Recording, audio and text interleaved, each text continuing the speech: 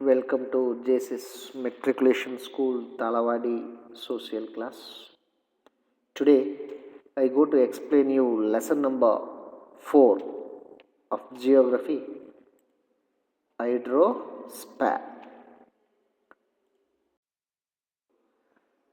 We know that our planet Earth consists of 4 spheres. They are the lithosphere, atmosphere, hydrosphere, and biosphere. In the earlier chapter, we have studied about the lithosphere and atmosphere. We shall now learn the other two spheres, namely the hydrosphere and the biosphere. Now, first one, we are going to learn about hydrosphere.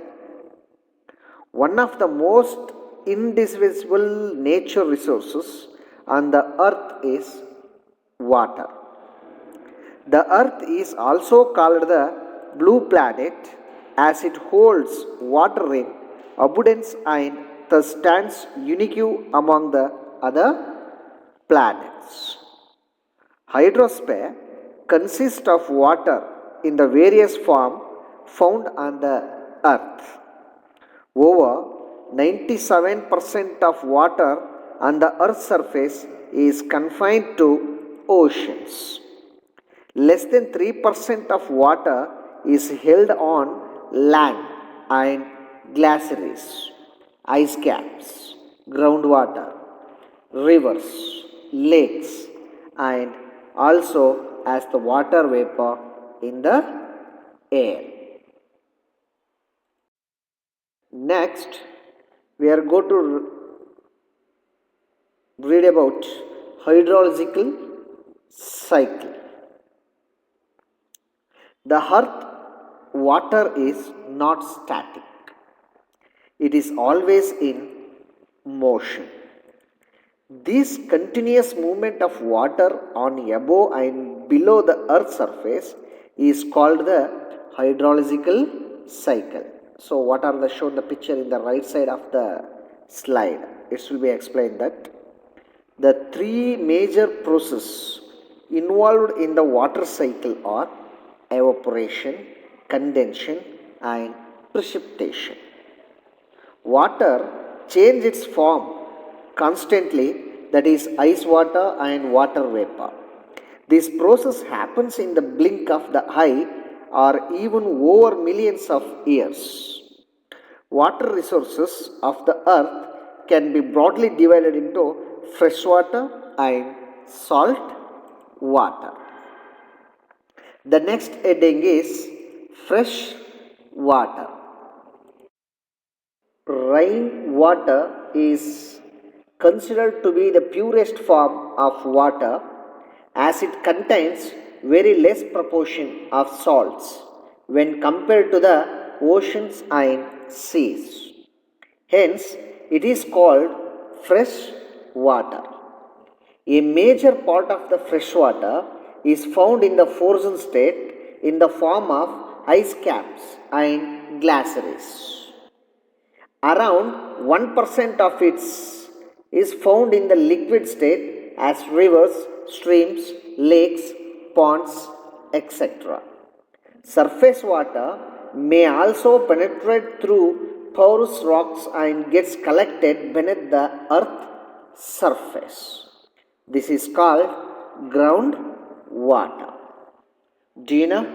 Water table is a level below the ground where water is found collected beneath the earth surface. Aquifers are porous rock strata filled with water found below the earth surface. The next heading is oceans. The continents and oceans are, however, not even distributed in the northern and southern hemisphere. The northern hemisphere holds 61% of land, whereas the southern hemisphere holds 81% of water. It is Because of the pattern of land and water distribution, the northern hemisphere is called as the land hemisphere. Is called as the land hemisphere, and the southern hemisphere is called as the water hemisphere. Ocean and seas are considered as resources bowl of the earth because of the immense availability of food materials, etc. Present distributions of the words ocean and major seas are illustrated in the map. Do you know? Sylvia Earle is a famous American oceanographer. She was named as the first hero for the planet by Time magazine for her efforts towards marine life protections. Jacques Cousteau was the famous French ocean explorer who conducted extensive undersea investigations.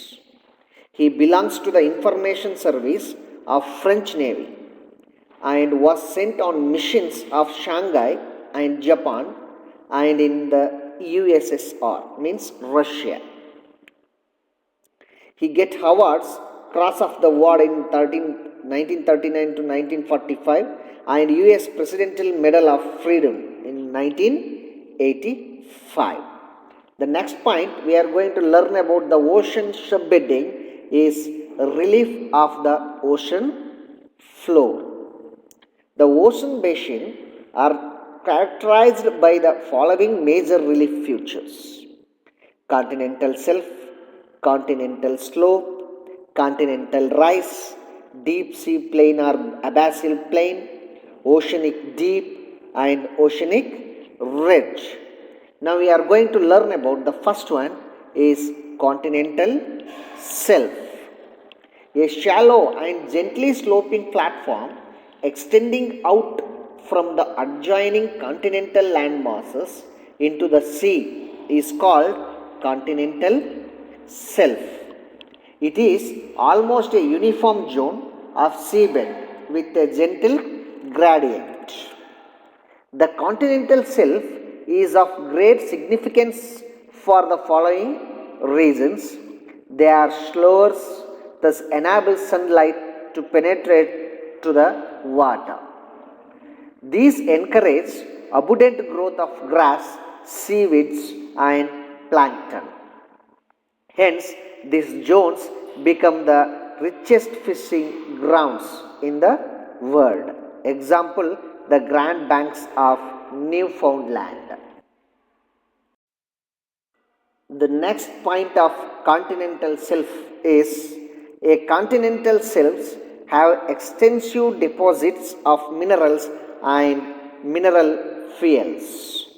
Hence, this zone becomes assembly for oil drilling and mining activities. Example, Mumbai High and Arabian Sea. ONGC, we are called that Oil and Natural Gas Corporation, is India's largest oil and gas explorations and production company. Its latest estimate is that about 20 million tons of oil reserves are found west of Mumbai High offshore. The next subbedding is continental slope. A step slope which descends from the edge of the continental shelf to the deep ocean bed is called continental slope. It forms a boundary between the continental crust and the oceanic crust. This zone is free from deposits as they are steep. The most important characteristic of continental slope is the presence of deep canyon and trenches. Due to the low penetration of sunlight, the slope has nearly freezing temperature. Hence, aquatic life has very slow rate of metabolism. The next heading is continental rise. At the base of the continental slope, is gently sloping layer sediments which merge into the deep sea floor. These underwater features found between continental slope and abyssal plain is called as the continental rise. It consists of submarine fans which are similarly to the alluvial fans found on land. The next one is deep sea plains or abyssal plains. The deep sea plains or abyssal plains are underwater plains found on the deep ocean floor. These plains extend from continental rise to the mid-oceanic ridges. The gradient of the slope is very gentle and it appears as a uniform flat and featureless plain. These plains are usually covered by the thick layers of sediments composed of clay, silt, and sand brought by the rivers. These are often characterized by features like abyssal hills, seamounts, gayats, coral, atoll, etc. Do you know abyssal plains in the Atlantic and Indian Ocean tend to be extensive than the Pacific Oceans because majority of the world's largest river empty their sediments into either Atlantic or Indian Ocean. Example Amazon, Ganga and Brahmaputra river. Next heading is oceanic deeps.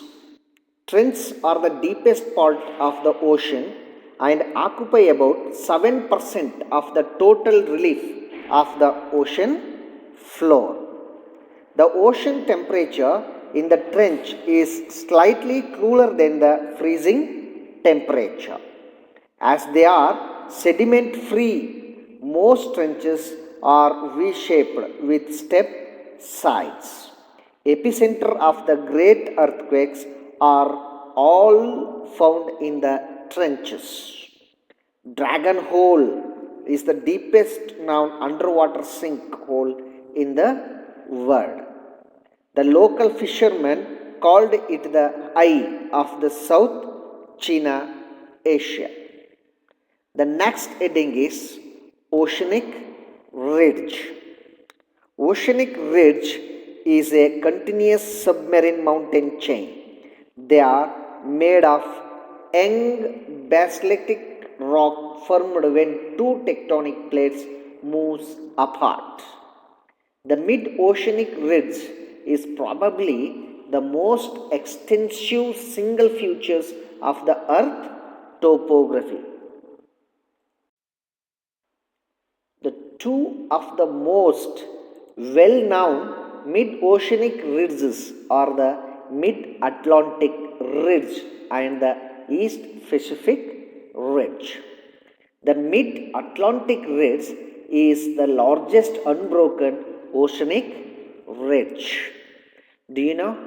Fathomos, a nautical measurement of the depth of water in the oceans. Isobath, we are called that, an imaginary line on the map joining the points of equal depths. Isohanes, we called an imaginary line on the map joining the points of equal salinity in oceans.